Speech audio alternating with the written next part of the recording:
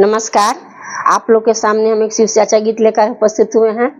गीत अच्छा लगे तो लाइक सब्सक्राइब जरूर कीजिएगा और कमेंट में हमें बताइएगा कि ये गीत आप लोग को कैसा लगा।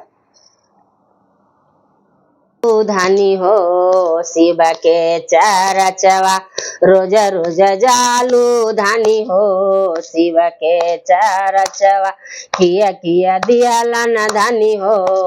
भोला बबूरा हवा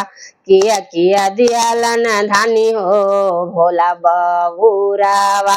रोज रोज जालू धानी हो शिव के चरचवा रोज रोज जालू धानी हो शिव के चरचवा किया दियाला न धानी हो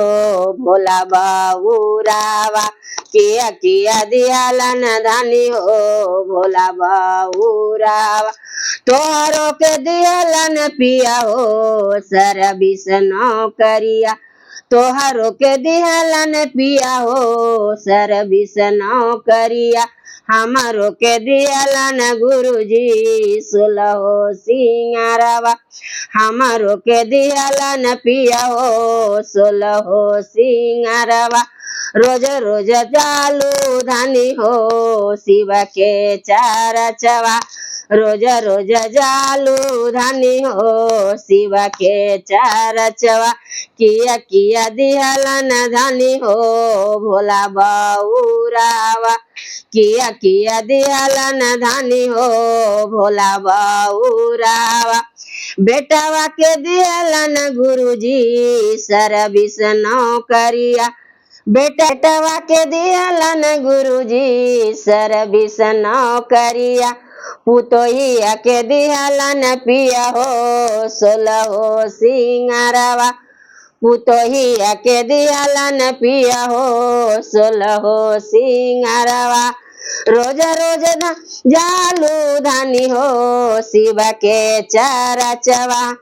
रोज रोज जालू धानी हो शिव के चरचवा किया दियाला न धानी हो भोला बबूरावा किया दियाला न धानी हो भोला बबूरावा दामादा के दियाला न गुरुजी फौज में नौकरिया दामादा के दियाला न गुरुजी फौज में नौकरिया बेटिया के दियाला न गुरुजी सोलहो सिंगारवा बेटिया के दियाला न गुरुजी सोलहो सिंगारवा रोज रोज जालू धानी हो शिव के चरचवा रोज रोज जालू धानी हो शिव के चरचवा किया दिला थुन धानी हो भोला बबूरावा किया दिला थुन धानी हो भोला बबूरावा बेटावा के दियाला न गुरुजी जोड़ा है बालकवा बेटावा के दियाला न गुरुजी जोड़ा है बालकवा पुतोहिया के खेले गुरुजी गोदी में बालकवा पुतोहिया के खेले गुरुजी गोदी में बालकवा दाया दिया गुरुजी चर्चा हम करबो दाया दिया गुरुजी चर्चा हम करबो